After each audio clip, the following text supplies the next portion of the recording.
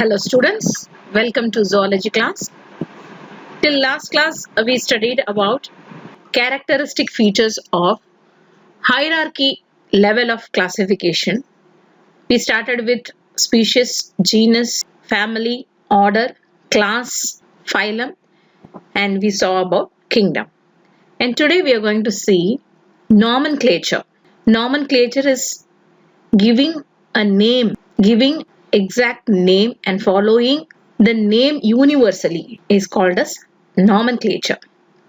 Now we have interesting words here. Giza, Inimeni, Emberi, Mana, Duana, Umano. இது பார்த்தா கொஞ்சம் உங்களுக்கு இன்ட்ரெஸ்டிங்கா இருக்குல்ல? இது எல்லாமே என்னது வேற வேற லாங்குவேஜ்ல ஹியூமன் அப்படின்ற வார்த்தைக்கான அர்த்தம். இப்போ ஒருத்தவங்களும் ஒரு லாங்குவேஜ்ல ஒருத்தவங்க நிறைய பேர் யூஸ் பண்ணுவாங்க. அந்த மாதிரி ஒருத்தவங்களும் ஒன்னொன்னு யூஸ் பண்ணும் போது நமக்கு அது புரியாது இல்லையா? அதனால என்ன பண்ணணும்? What is it we have to do? We have to follow a single name throughout the universe. அதாவது நம்ம வேர்ல்டு முழுக்க இப்படிதான் ஒரு ஸ்பீஷஸ்க்கு இதுதான் நேம் அப்படின்ற ஒரு விஷயத்த ஃபாலோ பண்ணும் போதுதான் எல்லாருமே அது இதுதான் ஹியூமன் அப்படின்னு ஐடென்டிஃபை பண்ண முடியும். அவங்கவுங்க மொழியில இருந்ததுன்னா அது கஷ்டம். அதனாலதான் நம்ம இப்போ we are going to study about the nomenclature. We are going to study what is nomenclature and how to give a name to a species and how it should be called and what basis the names are to be given and how the names to be written, how it should be pronounced and what are the rules that we have to follow when we are giving a name. All these things we are going to study in this today's class. Nomenclature. Right. We will move into the content of the textbook. In all the probabilities, these words must be new to you. But they are all mean human in different foreign languages. There are presently more than 6,000 languages in the world and an animal can be named in more than 6,000 ways. So, 6000 மொழிகள் இருக்கிறதுனால ஒரு அனிமலுக்கு பேர் 6000 மொழிகள்ல நம்ம வேறுபடுத்தி சொல்லலாம். ஆனால் unfortunately, it is impossible for anyone to have a good functioning knowledge of most languages and hence எல்லாருக்கும் எல்லா லாங்குவேஜும் தெரியாது. அதனால hence there arises a need for a universally accepted scientific name for system of all organisms. இதனாலதான் நமக்கு ஒரு தேவை ஏற்படுது. இந்த மாதிரி பல மொழிகள் இருக்கிறதுனால எல்லாருக்கும் எல்லா மொழியும் தெரியாதனால ஒரு தேவை, என்ன தேவை? ஒரே பேரு, உலகம் முழுக்க ஒரே பேரை வச்சு நம்ம ஒரு சயின்டிபிக்கா ஒரு ஆர்கனிசம்க்கு நேம் பண்ணிட்டோம்னா அதை எல்லாருமே ஃபாலோ பண்ணலாம். Right? Yes. The process of assigning scientific names to the animals or taxonomic group is called nomenclature. So இந்த மாதிரி ஒரு சயின்டிபிக்கான முறையில ஒரு அனிமலுக்கு பேர் கொடுக்கிற விஷயத்தை தான் நம்ம என்ன சொல்றோம்? nomenclature. I am highlighting it. For example, worldwide the scientific name Homo sapiens denotes human. இது எல்லா லாங்குவேஜ்லயும் நீங்க Homo sapiens அப்படின்னு நீங்க சொல்லும் போது இது இத்தனை லாங்குவேஜ் ஸ்பீக் பண்ற மக்களுக்கும் Homo sapiensனா என்னது? ஹியூமன் அப்படின்ற ஒரு விஷயம் நமக்கு தெரிய வரும். ஏன்னா இது யூனிவர்சலா ஆக்கிட்டோம். Classification and grouping were done to facilitate a deeper understanding of the unique characteristic of each organism and in interrelationship among closely related species. நமக்கு ஏற்கனவே கிளாசிபிகேஷனோட முக்கியத்துவம் தெரியும். எதனால இந்த கிளாசிஃபை பண்றோம்? நம்ம நல்ல புரிஞ்சுக்கிறதுக்காக தான் அதை கிளாசிஃபை பண்றோம். அதே மாதிரி அதோட ஸ்பெஷல் யூனிக் கேரக்டர் பேஸ் பண்ணி அதுக்கும் இன்னொரு விஷயத்துக்கும் என்ன இன்டர்ரிலேஷன்ஷிப் இருக்கு, என்ன ஸ்பீஷஸோட க்ளோஸ்லி ரிலேட்டடா இல்லையா, இந்த மாதிரி கேரக்டர்ஸ் எல்லாம் நம்ம சாப் பண்ணி அதை கிளாசிஃபை பண்ணும்போது தான் நமக்கு இன்னும் பெட்டர் அண்டர்ஸ்டாண்டிங் கிடைக்குது. இது நம்ம லாஸ்ட்லயே பார்த்துட்டோம். Isn't it? So it plays a vital role in the arrangement of known species based on the similarities and dissimilarities. We have already studied this. Numerous characters such as morphology, genetic information, habitat, feeding pattern, adaptation, evolutions, etc. are examined before an organism is named. ஒரு name கொடுக்கறதுக்கு முன்னாடி அதுக்கான அந்த morphological features, external characters என்ன, genetic information, அதுக்கு என்னென்ன habitat, எந்த இடத்துல வாழுது, என்ன மாதிரி உணவு சாப்பிடுது, என்ன மாதிரி அடாப்டேஷன் இருக்கு, என்ன மாதிரியான எவல்யூஷன்ல அது உருவாயிருக்குது, எல்லாம் இதை நம்ம மனசுல கருதி தான் நம்ம ஒரு பேரை கொடுக்கணும். Right. On the primary responsibility of systematic biology is the development of biological nomenclature and classification. Nomenclature is an systematic is not an end to systematic and taxonomy, but it is necessary in organizing information about biodiversity. Nomenclature functions to provide names for all taxa at all levels in the hierarchy of life. Naming of organisms is done based on the guidelines of the International Code of Zoological Nomenclature. So in the naming அப்படின்ற போது யார் அது கொடுப்பானா அது ஒரு organisation இருக்கு. அந்த ஆர்கனைசேஷனோட guidelines மூலமா தான் நம்ம வந்து ஒரு பேரை கொடுக்க முடியும். அந்த ஆர்கனைசேஷனோட பேர் என்ன? International code of zoological nomenclature. இதுதான் அந்த ஆர்கனைசேஷனோட பேர். நம்ம என்ன ஷார்ட்டா கூப்பிடுவோம்னா ICZN அப்படின்னு கூப்பிடுவோம். The scientific name ensures that each organism has only one name. Yes. So இந்த ஆர்கனைசேஷன் மூலமா இருக்கிற கைட்லைன்ஸ் பிரகாரம் நம்ம ஒரு பேரை கொடுக்கும்போது கண்டிப்பா அது வந்து அந்த ஆர்கனைசம்க்கு அந்த ஒரு பேர் மட்டும்தான். ஸோ யூனிவர்சலா நம்ம எந்த மூலையில எந்த கார்னர் ஆஃப் த வேர்ல்டு போனாலும் நம்ம ஹோமோசாப்பியன்ஸ் அப்படின்னா ரெஃபர் பண்றது ஹியூமனை தான் எல்லாருக்கும் தெரிஞ்சிடும். ஸோ இது மாதிரியான படிப்பை தான் நம்ம என்ன சொல்றோம்னா nomenclature. Okay, and it is a part of taxonomy, right? Binomial nomenclature. Bi அப்படினாலே உங்களுக்கு ஒரு க்ளூ இருக்கு. டு ஆக்சுவலா இது லாட்டின் வேர்டு. பைனா டு, நோமன் அப்படின்னா நேம். ஸோ பைனாமியல் அப்படின்னா என்னது? ரெண்டு பேரு. உங்களுக்கு ரெண்டு பேர் இருக்கும் இல்லையா? சதீஷ் குமார் அப்படின்னா சதீஷ் ஒரு பேரு, குமார் ஒரு பேர் இல்லையா? அந்த மாதிரி நம்ம பேர் கொடுக்கும்போது அனிமல்ஸ்க்கு ஆர்கனிசம் பேர் கொடுக்கும்போது ரெண்டு பேரா கொடுக்கணும் அப்படின்னு சொல்லியிருக்காங்க. புரியுதுங்களா? அந்த மாதிரி ரெண்டு பேரோட இருக்கிற ஒரு நாமென்க்ளேச்சர் தான் நம்ம என்ன சொல்றோம்னா binomial nomenclature. Biologists follow universally accepted principles to provide scientific names to known organisms, and each name has two components. So first வந்து generic name, அதாவது genus ஓட நேம். உங்களுக்கு தெரியும் ஹைரார்கி லெவல்ல கிங்டம், ஃபைலம், சொல்லுங்க என் கூடயே சொல்லுங்க. அடுத்தது என்ன வரும்? Class, order, family, genus, species. இந்த லாஸ்ட் ரெண்டு லெவல்ல என்ன இருக்குன்னா நமக்கு ஜீனஸ் நேமும் ஸ்பீஷிஸ் நேமும். ஜீனஸ் தான் நம்ம என்ன சொல்லுவோம்? ஜெனரிக் நேம்னு சொல்லுவோம். ஸ்பீஷிஸ் ஸ்பெசிபிக் அப்படின்னு நம்ம சொல்லுவோம். ஓகேவா? ஸோ நம்ம இந்த மாதிரி பைனாமியல் நாமென்க்ளேச்சர் கொடுக்கும்போது நம்ம ரெண்டு பேரை கொடுக்குறோம். ஃபர்ஸ்ட் பேரை நம்ம ஃபர்ஸ்ட் ரெண்டு காம்பனன்ட் இருக்கு. அந்த ஃபர்ஸ்ட் காம்பனன்ட்ல ஃபர்ஸ்ட் பேரு ஜீனஸோட பேரு, அது கடைசியா அடுத்ததான் நம்ம சொல்ல போற பேர் வந்து ஸ்பீஷிஸோட பேர். ஸோ இந்த ரெண்டுத்தையும் போட்டு நம்ம சொல்லும் போதுதான் இது பேரு. இந்த மாதிரியான system of naming on organism is called as a binomial nomenclature. Is it clear for you? Which was popularized by Carolus Linnaeus. இது யார் ஃபர்ஸ்ட் சொன்னது அப்படின்னா கார்லஸ் லினியஸ் தான் ஃபர்ஸ்ட் சொன்னாரு. அதுதான் நம்ம என்ன சொல்றோம்னா அவர்தான் நம்ம என்ன சொல்றோம்? Modern father of modern taxonomy அப்படின்னு நம்ம சொல்றோம். And practised by the biologist all over the world. So அவர் சொன்ன விஷயத்தை எல்லாருமே ஒத்துக்கிட்டு எல்லாருமே அதே ஃபாலோ பண்ண ஆரம்பிச்சிட்டாங்க. Example, national bird Indian peafowl. Peafowl வேற, பீகாக் வேற. பீகாக் அப்படின்னா அது வந்து மேல குறிக்கிறது. பீ ஃபவுல் அப்படின்றதுன்னா ஃபீமேல குறிக்கிறது. ஓகேவா? ஸோ பாவோ Crysta and national animal tiger Panthera tigris, and Tamil Nadu state bird is common emerald dove is called as a Calcophaps indica. அப்படின்ற ரெண்டு வார்த்தைகள். ஸோ ஃபர்ஸ்ட் வர வார்த்தை உங்களுக்கு I am highlighting it, you can able to see that is genus, and second followed by space and second word is species. So genus first போட்டுட்டு species நம்ம கடைசியில போடுறோம். ஸோ இந்த மாதிரி ஜீனஸ் ஸ்பீஷஸ் சேர்த்து போடுறது தான் binomial nomenclature. Okay, binomial nomenclature derives from the binomial or binomial nomenclature that was originally codified in the work of Linnaeus. Carolus Linnaeus தான் அது ஃபர்ஸ்ட் சொன்னாரு. Species Plantarum and Systema Natura 10th edition. These publications are starting points of the modern biological nomenclature in most groups of plants and animals. If you find an animal with 4 legs and 2 eyes, paired ear pinna covered with the fur possessing mammary gland, which class you will position it? இது பார்த்தாலே தெரியும், இந்த characteristic பார்த்தா எல்லாமே mammals தான் இல்லையா? How will you give a binomial name if you are a first person to discover and report that animal? அப்ப நமக்கு கன்ஃபியூஷன் வந்துடும். அப்ப மேமல்ஸ்னா என்ன கொடுக்கணும் அப்படின்ற ஒரு கன்ஃபியூஷன் வரும். எஸ், now trinomial nomenclature இதுவும் இருக்கு. Okay, ட்ரைனா 3. This naming system was proposed by Huxley and Strickland Trinomy அப்படினா என்னது? 3 names, generic name, species name and subspecies name. நம்ம ஏற்கனவே நம்ம படிச்சிருக்கோம் சூப்பர் ஸ்பீஷிஸ், சப்ஸ்பீஷிஸ் அப்படின்ற ஃபர்தர் டிவிஷனும் இருக்கும். ஸ்பீஷிஸ்லயே ஃபர்தர் டிவிஷனும் இருக்கும்.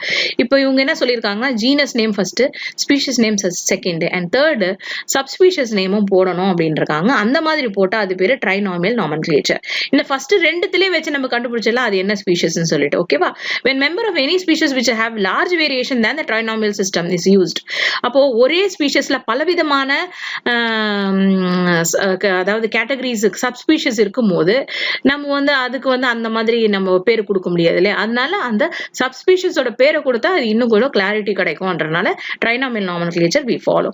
It is extension of binomial nomenclature system which has an addition of subspecies. வேற ஒண்ணும் கிடையாது. subspecies நம்ம additionally நம்ம யூஸ் பண்ண போறோம் கடைசியா. All the three names are set in italics and only the first letter of generic name is capitalized. இதுதான் வந்து நம்ம வந்து ஃபாலோ பண்ற ரூல். எல்லாமே இட்டாலிக்ஸ்ல எழுதணும். நீங்க பாத்தீங்கனாலே இந்த வார்த்தை பாருங்க, இது என்ன ஃபாண்ட், இந்த பாருங்க ஒரு மாதிரி இட்டாலிக் அப்படின்னா இது வேற ஃபாண்ட், இது வேற ஃபாண்ட், இது ஏரியல் ஃபாண்ட், இது வந்து இட்டாலிக் ஃபாண்ட். நம்ம எழுதும் போது அப்படி எழுதணும், ரைட் பண்ணும் போது இல்லைன்னா டைப் பண்ணும் போது நம்ம எதுல எழுதணும்னா கண்டிப்பா இட்டாலிக்ஸ்ல தான் எழுதணும். அதாவது இந்த மாதிரி ஸ்லாண்டிங்கா எழுதணும். Is it clear? And first letter எப்பவுமே கேபிட்டல் லெட்டர், அதாவது நம்ம ஜீனஸ் தான் ஃபர்ஸ்ட் லெட்டர் போடுவோம், ஃபர்ஸ்ட் வேர்டா போடுவோம். அந்த ஃபர்ஸ்ட் வேர்ட்ல ஃபர்ஸ்ட் லெட்டர் வந்து கண்டிப்பா கேபிட்டல் லெட்டர்ல இருக்கணும். அதுக்கப்புறமா எப்படி இருக்கணும்னா ஸ்பேஸ் விட்டு ஜீனஸ் ஸ்பீஷிஸ் பேரை போடும்போது நம்ம ஸ்மால் லெட்டர்ல ஆரம்பிச்சு நம்ம போடணும். ஓகேவா? Okay, if handwritten it should be underlined separately. So நம்ம டைப் பண்ணும்போது இது இட்டாலிக்ஸ்ல டைப் பண்ணுவோம். நம்ம ஹேண்ட்ரிட்டன் ரைட்டிங் எழுதும்போது நம்ம கண்டிப்பா நம்ம நார்மலா ஹேண்ட்ரைட்டிங்ல எழுதிட்டு ஒரு கீழே வந்து 2 கோடு, அதாவது ஜீனஸ்க்கு தனி ஒரு அண்டர்லைன் பண்ணுவோம், ஸ்பீஷிஸ்க்கு தனியா ஒரு அண்டர்லைன் பண்ணுவோம். இப்படிதான் என்னைக்குமே ஞாபகம் வச்சுக்கோங்க. ஸ்பீஷிஸ் ஒரு நேம், ஒரு ஆர்கனிசமோட நேமை நம்ம எழுதுறோம்னா, சயின்டிபிக் நேம் எழுதுறோம்னா கண்டிப்பா அண்டர்லைன் பண்ணணும், தனித்தனியா அண்டர்லைன் பண்ணணும். இதான் rule. Example, Corvus splendens, Indian house crow. நம்ம காக்கா அப்படின்றோம் இல்லையா, அந்த காக்காவோட பேரு தான் இது இங்க போட்டிருக்காங்க. இது மூணு பேர்ல இருக்கு, அதாவது ஜீனஸ், ஸ்பீஷிஸ், சப்ஸ்பீஷிஸ் பேர்ல இருக்கு. ஓகே, இது ட்ரைனாமியல் நாமென்க்ளேச்சர். நெக்ஸ்ட் டவுட்டானமி அப்படின்றது ரொம்ப ரொம்ப இம்பார்ட்டன்ட். ஒரு கண்டிப்பா இது 3 மார்க்ல இல்லைன்னா கண்டிப்பா 2 மார்க்ல கண்டிப்பா கேட்கறதுக்கு சான்சஸ் இருக்கு. டவுட்டானமி அப்படின்னா என்னது? The practice of naming the animals in which the generic name and the species names are same. Genus நேமும் ஸ்பீஷிஸ் நேமும் சேமா இருந்ததுன்னா அது பேர் தான் வந்து டவுட்டானமி. அண்ட் சில நம்ம இந்தியன் கோப்ராக்கு அந்த மாதிரி நம்ம பேர் கொடுத்துருக்கோம், அது பேரு நாஜா. பாருங்க, நீங்க ஃபர்ஸ்ட் லெட்டர் வந்து ஜீனஸா இருந்தாலும் ஜீனஸ் ஃபர்ஸ்ட் லெட்டர் நம்ம கேபிட்டல் லெட்டர், ஒரு ஸ்பேஸ், இது ஸ்பீஷிஸ் சேம், அதே நாஜா தான் ஸ்பீஷிஸ். இதுக்கு வந்து நம்ம வந்து ஃபர்ஸ்ட் லெட்டர் வந்து ஸ்மால் லெட்டர் யூஸ் பண்ணுவோம். So Naja is Indian cobra. And இந்த மாதிரியான பேரை கொடுக்கும் போது இந்த விஷயத்துக்கு தான் நம்ம என்ன சொல்லுவோம்? டவுட்டானமி அப்படின்றோம். What is tautonymy? Again I am repeating, the practice of naming the animals in which the generic name and species names are the same and is called tautonymy. Naja is an example. It is an Indian cobra. நல்ல பாம்புக்கு நம்ம இந்த பேரை கொடுக்கிறோம். ஓகேவா? Okay, rules of nomenclature இது கண்டிப்பா உங்களுக்கு 3 மார்க்ல வரும். What are the rules of nomenclature? நம்ம ஒரு பேரு கொடுக்கும்போது நம்ம என்னென்ன ஃபாலோ பண்ணணும், என்னென்ன ரூல்ஸ் எல்லாம் ஃபாலோ பண்ணணும். இஷ்டத்துக்கு உங்க இஷ்டத்துக்கு பிரகாரம் நம்ம வந்து ஒரு பேர் கொடுக்க முடியாது. அதனால நம்ம ஒரு நார்ம்ஸை ஃபில்ஃபில் பண்ணணும், ஒரு ரூல்ஸை நம்ம ஒபே பண்ணணும். First one, scientific name should be italicized. அதுதான் நான் சொன்னேன், in printed form, and if handwritten it should be underlined separately. இதை நான் வந்து ஏற்கனவே சொல்லிட்டேன் உங்களுக்கு. ஸோ நீங்க டைப்பிங் பண்ணணும்னா இட்டாலிக்ஸ்ல டைப்பிங் பண்ணணும். அதே மாதிரி ஹேண்ட் ரிட்டன் எழுதும் போது தனித்தனியா எழுதிட்டு அண்டர்லைன் பண்ணணும். ஃபர்ஸ்ட், ஜெனரிக் நேம்ஸோட ஜீனஸோட first alphabet should be in upper case. Upper கேஸ்னா என்னது? Capital letter. ஓகேவா? Species name should be in lower case. Lower கேஸ்னா என்னது? இது நீங்க டைப்பிங் பண்ணும்போது அப்பர் கேஸ் லோவர் கேஸ்ன்னு சொல்லுவோம் நம்ம. ஓகேவா? நீங்க ஈவன் இப்ப கூட நீங்க கீபோர்ட்ல டைப் பண்றீங்கன்னா ஃபர்ஸ்ட் லெட்டர் கேபிட்டல்னா அப்ப கேப்ஸ் அப்படின்னு போடுவீங்கல்ல, அந்த மாதிரி ஒரு ஆரோ மார்க்கும் போட்டு வச்சிருப்பாங்க. கேப் போட்டோம்னா என்னது? அப்ப அந்த ஆரோ மார்க் என்ன அர்த்தம்? அப்பர் கேஸ்னு அர்த்தம். ஓகேவா? அதை ரிலீஸ் பண்ணீங்க அப்படின்னா லோவர் கேஸுக்கு அதனால அது ஸ்மால் லெட்டர்ல டைப் ஆகும். Okay, this is very simple. And this is the third one. Next, scientific name of any 2 organisms are not similar. So நம்ம எப்பவுமே வைக்கும் போது கண்டிப்பா இந்த பேர் இன்னொரு அனிமலுக்கு யாராவது வச்சிருக்காங்களான்னு ஒரு செக் பண்ணிட்டு தான் நம்ம வைக்கணும். ஏன்னா கண்டிப்பா ஒரு ஆர்கனிசம் இன்னொரு ஆர்கனிசமோட பேரு சிமிலரா இருக்கக்கூடாது. ரைட்? ஸோ இந்த மாதிரியான ரூல்ஸ் எல்லாம் நம்ம கண்டிப்பா ஃபாலோ பண்ணணும். And now next, what are the next rules of nomenclature? We will see here in this page. It is given the name of the abbreviated name of the scientist who first publishes the scientific name may be written after the species. இப்போ நான் தான் கண்டுபிடிக்கிறேன் அப்படின்னா ஒரு ஸ்பீஷஸை கண்டுபிடிக்கிறேன், அதுக்கு நான் பேர் கொடுக்குறோன்னா நான் என்னோட பேரை நான் போட்டுக்கலாம் கடைசி, அதாவது ஸ்பீஷஸ்க்கு அது அடுத்த லெவல்ல என் பேரை நான் போட்டுக்கலாம். Is clear? Name along with year இந்த பப்ளிகேஷன். ஸோ கண்டிப்பாக ஒரு இயரும் நான் எப்போ பப்ளிஷ் பண்ணுறேனோ அந்த இயரையும் நான் வந்து போட்டுக்கலாம். ஃபார் எக்ஸாம்பிள் லயன், இது பேர் ஃபிலிஸ் லியோ அப்படின்ற பேர். ஃபிலிஸ் அப்படின்றது ஜீனஸ், லியோன்றது ஸ்பீஷஸோட பேர். ஆனால் இது கண்டுபிடிச்சி ஃபர்ஸ்ட் அவருக்கு நேம் கொடுத்த ஒரு பேர் லின். ஆனால் எந்த இயரு? 1758. அதனால அவரோட பேர் நம்ம போட்டுக்கலாம். ஸோ இதுவும் ஒரு நாமென்க்ளேச்சர், ஒரு ப்ரொசீஜர் போடலாம். If the species name is framed after any person's name, the name of the species shall end with I or double I or AE. Now, if a person want to give his name as species name-ஆவே நான் போடணும் நான் விருப்பப்படுறேன் அப்படின்னா என் பேரை போட்டு கடைசியில் நான் என்ன போடணும்னா I போடணும், இல்லைன்னா 2 I போடணும், இல்லைன்னா AE போடணும். இதான் ரூல்ஸ். புரிஞ்சுச்சா உங்களுக்கு?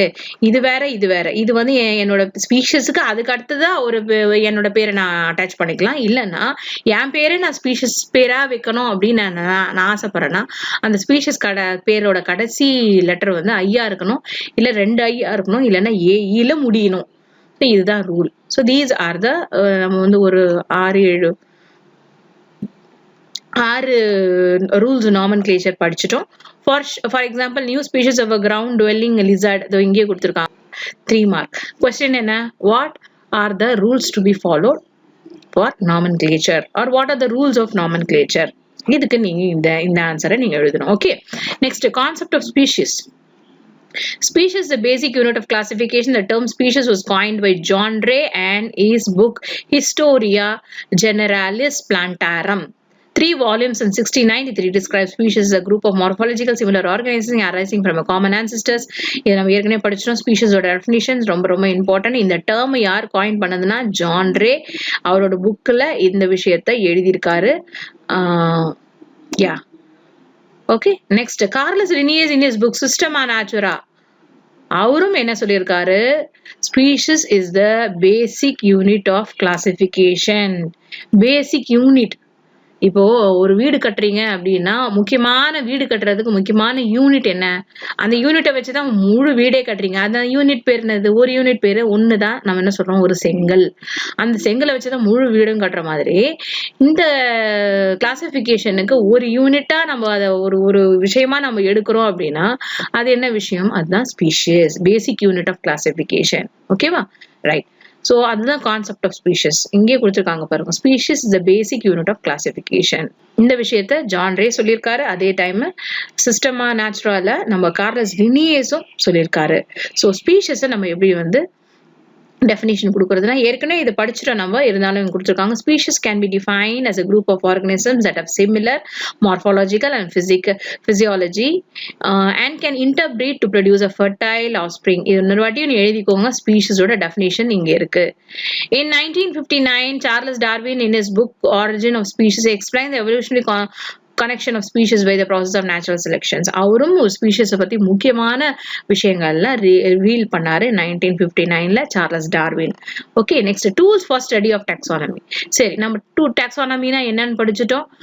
பேர் கொடுக்கறது, கிளாசிஃபை பண்றது, ஐடென்டிஃபை பண்றது, கேரக்டரிஸ்டிக் சொல்றது, நாமென்க்ளேச்சர் கொடுக்கறது, இது எல்லாமே வந்து நம்ம எந்த குரூப் ஆஃப் ஸ்டடியில நம்ம பார்க்கறோம்னா டாக்ஸானமியில பார்க்கறோம். டாக்ஸானமிக்கு சில விஷயங்கள்லாம் தேவைப்படுது, டூல்ஸ். இப்போ நீ வந்து மேக்ஸ் போடணும், இல்லைன்னா ஏதோ ஒன்று போடணும், உனக்கு தேவையான டூல்ஸ் நீ எழுதணும் அப்படின்னா கண்டிப்பா பென்னு வேணும், பென்சில் வேணும், எரேசர் வேணும், ஷார்ப்னர் வேணும், இங்க் வேணும். அந்த மாதிரி உனக்கு தேவையான விஷயங்கள்லாம் டூல்ஸ் நம்ம சொல்றோம். அது மாதிரி டாக்ஸானமி அப்படி நம்ம படிக்கும் போது அதுக்கு தேவையான விஷயங்கள் என்னது? அதுதான் tools for study of taxonomy. Now we will see into it. Tools and taxonomical aids may be different for study of plants and animals. So அந்த விஷயம் வந்து பிளான்ட்டுக்கு வேற மாதிரி இருக்கலாம், அனிமலுக்கு வேற மாதிரி இருக்கலாம். Okay, next herbarium and botanical garden. Herbarium அப்படின்றது நீங்க வந்து மிஸ் சொல்லுவாங்க, உங்களோட பாட்னி மிஸ் சொல்லுவாங்க. நீங்க என்ன பண்ணும், ட்ரை பண்ணி பிளான்ட்டை வந்து ட்ரை பண்ணி அதை வந்து அழகா ஒரு ஒரு சார்ட்ல பேஸ்ட் பண்ணி அதை வைக்கணும். ஓகேவா? அதுதான் herbarium sheets. And botanical garden maybe use is tools for study of plants and taxonomy. இப்போ வந்து நீ பிளான்ட்டை பத்தி அதோட ஸ்டடி, அதோட என்னென்ன பிளான்ட்டுக்கு என்னென்ன பேர் இருக்கு, என்னென்ன கேரக்டர் இருக்கு, அதெல்லாம் படிக்கணும் அப்படின்னா உனக்கு என்னென்ன தேவைன்னா இந்த மாதிரி ஹெர்பேரியம், இந்த மாதிரி பொட்டானிக்கல் கார்டன் இந்த மாதிரி இருந்ததுன்னா ஈஸியா நீ படிக்க முடியும். ஸோ இதெல்லாம் எதுல வரும், டூல்ஸ்ல வரும். In case of animal studies classical tools are, சரி அனிமல்ஸை பத்தி படிக்கணும்னா நீ எங்கெல்லாம் போய் படிக்கலாம், எதை வச்சு நீ வந்து ஈஸியா உன்னால ஐடென்டிஃபை பண்ண முடியும்னா மியூசியம் போய் பார்த்து நீ ஐடென்டிஃபை பண்ணலாம். டாக்ஸானமிக்கல் கீஸ் இருக்கு. ஸோ இது மூலியமா நீங்க போய் அதை ஓபன் பண்ணி இந்த மாதிரி இருந்ததுன்னா என்ன இது அப்படின்னு சொல்லி அதை எக்ஸாக்டா நம்மளால கண்டுபிடிக்க முடியும். அதே மாதிரி ஜுவாலஜிக்கல் அண்ட் மெரைன் பார்க், இந்த இடத்துக்குலாம் நம்ம போனோம்னா கண்டிப்பா நம்மளால ஈஸியா ஐடென்டிஃபை பண்ண முடியும். இது இந்த ஆர்கனிசம், அது அந்த ஆர்கனிசம், இதுக்கு இந்த பேரு, அதுக்கு அந்த பேருன்னு. அதுதான் வந்து நம்ம என்ன சொல்றோம், டூல்ஸ் அப்படின்னு நம்ம சொல்றோம். இந்த மாதிரியான டூல்ஸ்க்கு பேர் தான் நம்ம என்ன சொல்றோம்னா கிளாசிக்கல் டூல்ஸ். கிளாசிக்கல் டூல்ஸ்னா நம்ம மியூசியம், ஜூ, பார்க் இந்த மாதிரி எல்லாம் கிளாசிக்கல் டூல்ஸ். நம்ம வந்து important components of the taxonomic tools are field visit, survey, identification, classification and preservation and documentation. Component, இது டூல்ஸ். இதுக்கான காம்பனன்ட் என்ன, முக்கியமான அம்சங்கள் என்ன அப்படின்னு பார்த்தோம்னா ஃபீல்டு விசிட், சர்வே, போய் நேரடியாக பார்க்கறது, ஐடென்டிஃபை பண்ணுறது, கிளாசிஃபை பண்ணுறது, ப்ரிசர்வேஷன் பண்ணுறது, டாக்குமெண்டேஷன் பண்ணுறது. இப்போ டைனோசர்லாம் நம்ம எப்படி நம்மளால கண்டுபிடிக்க முடியும்னா ஏற்கனவே தெரியும், ஏற்கனவே அவங்க ப்ரிசர்வ் பண்ணி வச்சிருப்பாங்க, ஃபாசிலைஸ்டு போன்ஸ் எல்லாம் வச்சிருப்பாங்க. அதை வச்சு நம்மளால அதை கண்டுபிடிக்க முடியும், அதை படிக்க முடியும். Many tools are been used taxonomical studies. Among them important tools are discussed below. So என்னென்ன டூல்ஸ் இருக்கு நம்ம படிக்க போறோம் ஒன்னொன்னா. ஓகே, அறிஞர் அண்ணா ஜுவாலஜிக்கல் பார்க் உங்களுக்கு தெரியும், வண்டலூர் ஜூ தமிழ்நாட்டில் இருக்கு. Spread over 1,500 acres and one of the largest zoological park in India. 2 houses அதே மாதிரி இருக்கு. இதுல எத்தனை ஸ்பீஷஸ் இருக்குன்னு பாருங்க. 2,553 species of both flora and fauna is being found in this zoological park. ஆனா நம்ம வந்து பிளான்டோட ஸ்பீஷஸ் அதிகமா பார்க்க மாட்டோம். அங்க போய் நம்ம அங்க இருக்கு, ஆனா நம்ம அதை வந்து அதிக முக்கியத்துவம் கொடுக்க மாட்டோம், நம்ம அதுவும் பார்க்கவும் மாட்டோம். ஆனா பிளான்டோட ஸ்பீஷஸும் நிறைய இருக்காங்க. நம்ம பாக்குறது எல்லாமே அனிமல்ஸை தான் பார்த்துட்டு வந்துரும் இல்லையா? யா, இப்போ classical tools. Classical tools, taxonomical keys. The keys are based on comparative analysis of the similarity and dissimilarity of organisms. There are separated keys for different taxonomic categories. Keys அப்படின்னா என்னது? கீ இல்ல, சாவி கிடையாது. அது என்னது, ஒரு புதிரை கண்டுபிடிக்கிறதுக்கான முக்கியமான ஒரு விஷயங்கள் நம்ம என்ன சொல்லுவோம், கீ அப்படின்னு நம்ம சொல்லுவோம். அதனாலதான் இதுக்கும் அந்த கீ என்ற வார்த்தையை நம்ம சொன்னோம். இது சாவி தான், அந்த லிட்டரலா பிசிக்கல் இது வந்து சாவி கிடையாது. இது வந்து ஒரு பசிலை கண்டுபிடிக்கிறதுக்கான முக்கியமான ஒரு க்ளூ அப்படின்னு நம்ம சொல்லலாம். ஓகேவா? சோ இந்த மாதிரி கேரக்டர் அப்ப கொடுத்து வச்சிருப்பாங்க. இந்த மாதிரி ஒரு அனிமலுக்கு இந்த கேரக்டர் இருந்ததுன்னா அது எந்த குரூப்ல வரும் அப்படின்னு நம்ம படிக்கணும். இப்ப நம்ம ஒரு புதுசா நான் கண்டுபிடிக்கிறேன்னா அந்த அனிமலோட கேரக்டரை முதல்ல நான் எழுதணும். அதை வச்சு நான் வந்து கண்டுபிடிக்கணும் இங்க இந்த கேரக்டர் உள்ள அனிமல் எந்த குரூப்ல சார்ந்தது அப்படின்னு சொல்லிட்டு. அப்புறம் அந்த குரூப்புக்கு போய் அதுக்குன்னு ஒரு கேரக்டர் இருக்கும், அந்த குரூப்ல அந்த அனிமல் வருதா இல்ல வேற குரூப்ல வருதான்னு பார்க்கணும். சோ இது மாதிரி நம்ம அதை போய் ரிசர்ச் பண்ணும்போது ஃபைனலா நம்மளால கண்டுபிடிக்க முடியும். ஏற்கனவே இந்த அனிமலை கண்டுபிடிச்சிருந்தாங்களோ நம்மளால அதை இது மூலியமா நம்ம போய் கண்டுபிடிக்கலாம். இல்ல இந்த அனிமலுக்கு இன்னும் பேரே கொடுக்கல, அந்த மாதிரி எதுவுமே கண்டுக்கலன்னா இல்ல நீங்க தான் வந்து அந்த அனிமலுக்கு கண்டுபிடிச்ச மாதிரி நீங்களே ஒரு பேரை கொடுத்து சப்மிட் பண்ணலாம். இதுதான் வந்து taxonomical key. Next museum. Biological museum have collections of preserved plant and animals for study and ready reference. நம்ம ஒரு ஸ்பீஷிஸை பார்க்குறோம் அப்படின்னா இது எதோட ரிலேட்டட், க்ளோஸ் ரிலேட்டட், இது எதுல சார்ந்தது அப்படின்னு சொல்லி ஈஸியா நம்மளால கண்டுபிடிக்கும் மியூசியம் மூலமா. Specimens of both extinct and living organism can be studied. வாழ்ந்ததோ இல்லைன்னா வாழ்ந்துட்டு இருக்கோ எந்த அனிமலை வச்சுனாலும் நம்மளால ஈஸியா கண்டுபிடிக்க முடியும். Zoological park, these are the place where wild animals are kept in protected environment under human care, and it enables us to study their food habits and behavior. So zoological நேரடியாக போய் அதோட என்ன சாப்பிடுது, பழக்க வழக்கம் என்ன, அதோட பிஹேவியர் என்ன ஸ்டடி என்ன கேரக்டர்ல இருக்குன்னு ஈஸியாக கண்டுபிடிக்க முடியும். Marine parks, marine organisms are maintain in protected environment. நீங்க இங்கே கூட நம்மளுடைய மகாபலிபுரம் ரோட்ல இருக்க இந்த விஜிபி மெரைன் வேர்ல்டு கூட இப்போ வந்திருக்கு புதுசா. So you can go and you can explore. அதுவும் ஒரு மெரைன் பார்க் தான், நீங்க போய் பார்க்கலாம். printed taxonomical tools consist of identification cards, description, field guides and manuals. So printed taxonomical tools இருக்கு, நமக்கு வந்து ஒரு புக்கும் இருக்கு, taxonomical tool அப்படின்ற புக்கும் இருக்கு, அது மூலியமா ரெஃபர் பண்ணி கூட நம்மளால கண்டுபிடிக்க முடியும். ஸோ இது எல்லாமே வந்து கிளாசிக்கல் டாக்ஸானமிக்கல் டூல்ஸ். இது பேர் கிளாசிக்கல். இது கண்டிப்பா 5 மார்க் மார்க்ல வரும். So explain about classical taxonomical tools இது நீங்க இதெல்லாம் எழுதுவீங்க. ஓகேவா? அடுத்தது molecular taxonomical tools. இதுவும் ஒரு நீங்க நோட்ஸ் எழுதும் போது இந்த பேஜ் நான் போஸ்ட் பண்றேன், நீங்க எழுதிக்கோங்க. Classical taxonomical tool as well as molecular taxonomical tool. Okay, technological advancement has helped to evolve molecular taxonomical tools from classical tools to molecular tools. The accuracy and authenticity is more significant in molecular tool and following methods are used to taxonomical classification. So இப்போ நம்ம molecular லெவல்ல நம்ம அதை போய் ஆராய்ச்சி பண்ண போறோம். அதோட மாலிகுல்ஸ் என்ன, அதோட டிஎன்ஏல என்ன மாலிகுல் இருக்கு, என்னென்ன சீக்வன்ஸ் இருக்கு, அது என்ன அமினோ ஆசிட் வச்சிருக்கு, என்னென்ன அமினோ ஆசிட்ஸ் ப்ரொடியூஸ் பண்ணும், என்ன மாதிரியான ஜெனட்டிக் இன்ஃபர்மேஷன் அந்த டிஎன்ஏல இருக்கு அப்படின்ற விஷயத்தை கண்டுபிடிக்கிறது தான் மாலிகுலர் டாக்ஸானமிக்கல் டூல். இதுக்கு molecular techniques and approaches such as DNA barcoding, short genetic marker in organism DNA to identify its belonging to a particular species or not. இப்போ ஏதோ நமக்கு ஒரு சாம்பிள் கிடைச்சிச்சுன்னு வச்சுக்கோங்களேன், அது எந்த அனிமலோட சாம்பிள்னு நம்ம கண்டுபிடிக்கணும் அப்படின்னா, ஏதோ ஒரு சின்னதா ஒரு போன் மட்டும் கிடைச்சிருக்கு அப்படின்னா அதை நம்ம எப்படி கண்டுபிடிக்க முடியும்? அந்த போனை மட்டும் வச்சு நம்ம எப்படி கண்டுபிடிக்கணும்? அதுக்கு தான் இந்த டூலை நம்ம யூஸ் பண்றோம். என்ன டூலு? இந்த மாலிகுலர் டூல். மாலிகுலர் டூல் என்னது? என்ன மாலிகுல் இருக்கு, என்ன டிஎன்ஏ சீக்வன்ஸ் இருக்கு அந்த போன்ல, அதை வச்சு நம்மளால கண்டிப்பா ஒரு ஆர்கனிசம் எந்த ஆர்கனிசம் எந்த ஸ்பீஷஸ் அப்படின்னு ஈஸியா கண்டுபிடிச்சிடலாம். சோ இதுதான் அந்த மாலிகுலர் டூல். ஓகேவா? So DNA hybridization measures the degree of genetic similarity between the pools of DNA sequence. So ஏற்கனவே நம்ம எல்லா ஆர்கனிசம்ஸோட DNA சீக்வன்ஸை நம்ம கேரக்டரைஸ் பண்ணி வச்சிருக்கோம். அப்ப நம்ம புதுசா ஏதோ ஒரு சின்ன ஒரு எலும்பு துண்டு கிடைச்சாலும் அதுல இருக்க DNA வச்சு நம்ம எலும்பு துண்டு எந்த ஆர்கனிசம்ஸ்னு ஈஸியா கண்டுபிடிச்சிட முடியும். So this is coming under molecular taxonomical tool. அதே மாதிரி நமக்கு DNA fingerprinting இருக்கு. On identifying an individuals from a sampling of DNA by looking at a unique pattern of a DNA. So ஒரு ஸ்பீஷஸ்க்கும் ஒரு ஆர்கனிசம்க்குமே தனித்தனியான ஒரு DNA சீக்வன்ஸ் இருக்கும். அதை வச்சு நம்மளால கண்டுபிடிக்க முடியும். அது பேர் தான் DNA fingerprinting. Restriction, fragment length, polymorphism, analysis difference in the homologous DNA sequence that can be detected by the presence of fragments of different lengths and after digestion of a DNA samples. கண்டிப்பா ஒரு DNAக்கு ஒரு விதமான length இருக்கும், ஒரு விதமான அந்த polymorphism காமிக்கும், அதாவது வேறுபடுத்தி காமிக்கும். அதை வச்சு நம்ம ஈஸியா கண்டுபிடிச்சிடலாம். ஓகேவா? Yes. And polymerase chain reaction sequencing, PCR தான் இப்ப யூஸ் பண்ணிட்டு இருக்காங்க. நம்ம கொரோனா டெஸ்ட்டுக்கு பிசிஆர் தான் யூஸ் பண்றாங்க.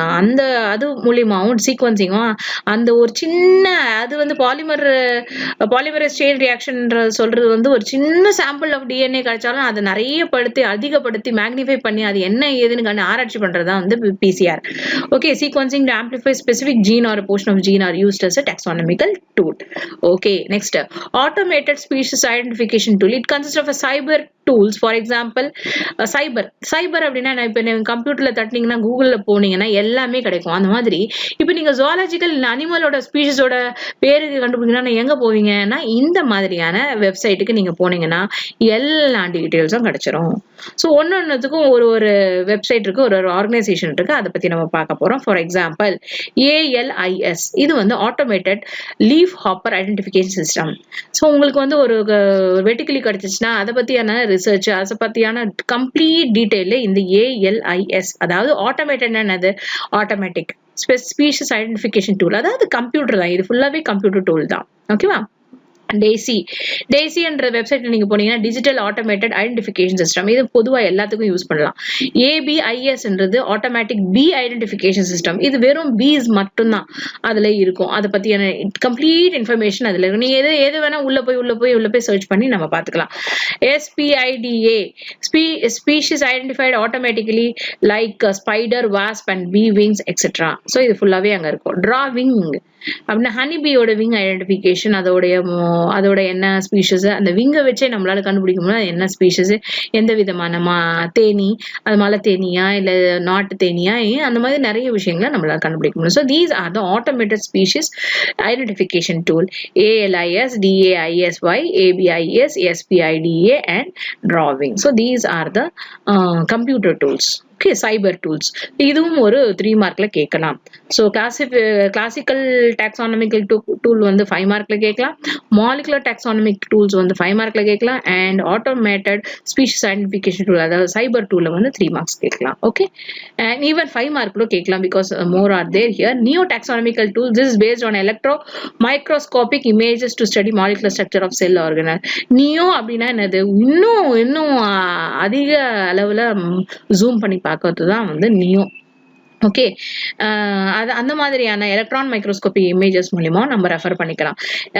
Aetiology of taxonomical tools based on the behavior of the organisms it can be classified. ஒரு organisms ஓட behavior வச்சு கூட நம்ம வந்து classify பண்ணலாம். அதுவும் இதுல வருது. For example, sound of the birds, bioluminescence, etc. E-taxonomic resources. E-taxonomic electronic, அது நமக்கு தெரியும். INOTAXA, Inotaxa is an electronic resource for digital images and description about the species which was developed by natural historian.